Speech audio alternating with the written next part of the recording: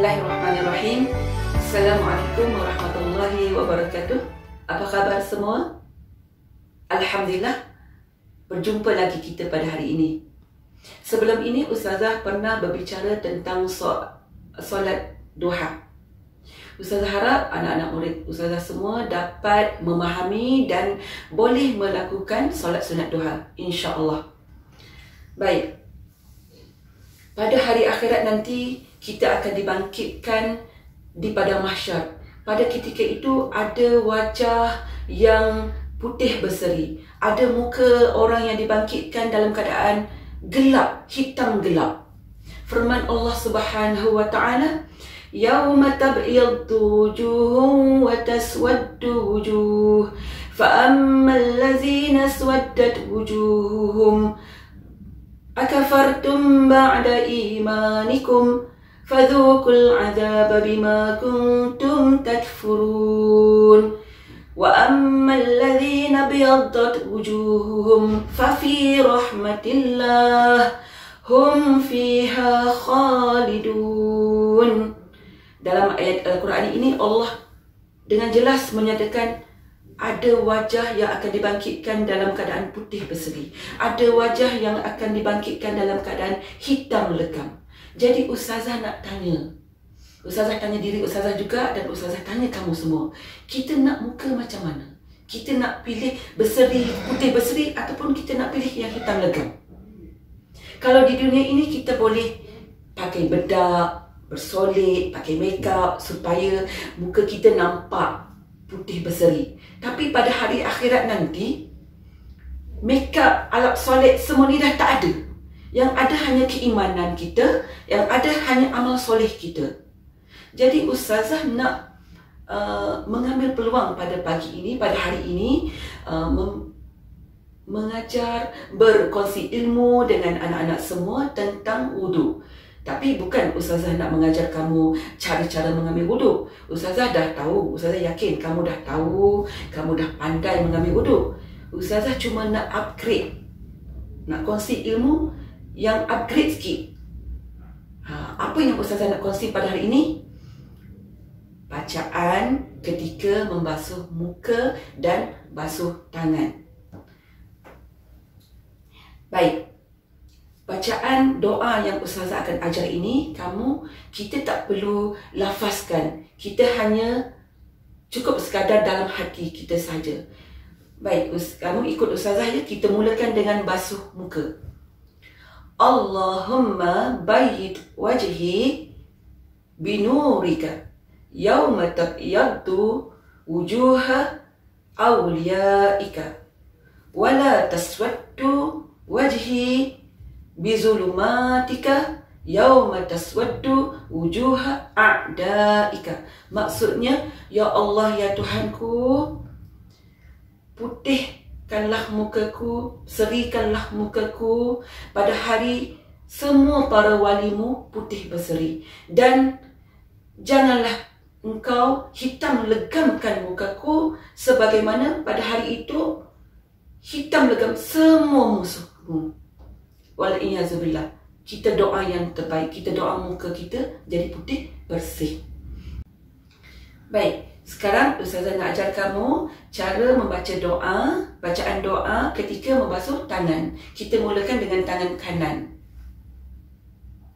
Allahumma a'tini kitabi biyamini wahasibni hisaban yasira. Maksudnya, ya Allah, berikanlah catatan amalanku dengan tangan kananku dan hisablahku dengan mudah.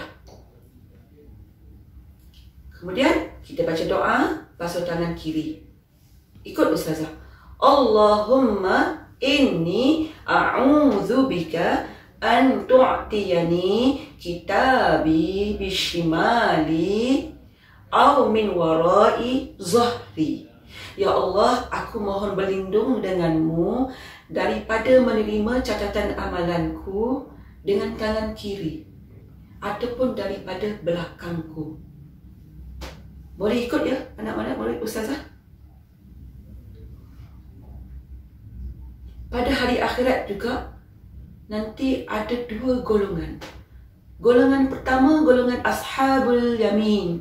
Dan golongan kedua, ashabul shimal. Allah berfirman, wa ashabul yamin ma ashabul yamin fi sidrin makhdud wa talhim mandud wa zillim mamdud. Kemudian Allah sambung lagi, wa ashabus shimali ma ashabus shimal fi samumin wa hamim wa zillim min yahmum la baridin wa la karim. Allah kata ada dua golongan. Golongan pertama, golongan ashabul yamin. Golongan kedua, golongan ashabul shimal.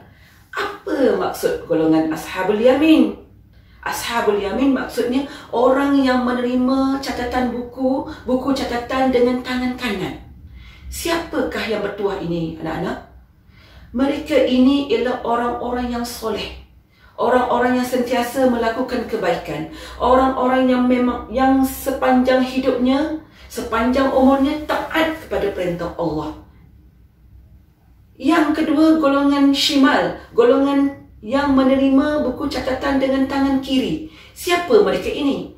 Mereka ini adalah orang-orang yang ingkar perintah Allah, yang banyak melakukan maksiat, yang banyak melakukan dosa, yang sentiasa derhaka kepada Allah. Jadi,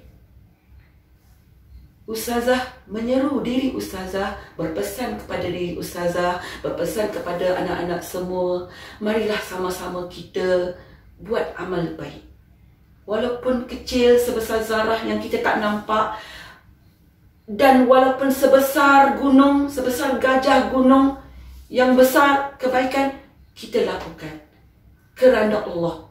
Dengan syarat kita lakukan kebaikan ini kerana Allah, dengan ikhlas, tidak mengharapkan pujian, tidak mengharapkan balasan orang, tak mengharapkan orang puji kita. Kita lakukan hanya kerana Allah. Dan juga kita tinggalkan segala keburukan. Kita elakkan diri kita daripada membawang setiap masa. Membawang adalah istilah baru. Sebenarnya mengumpat. Mengumpat ini sangat bahaya. Jadi kita tinggalkan memfitnah orang, mengumpat orang, mengata orang, menderhaka ibu bapa. Kita tinggalkan semua anak-anak.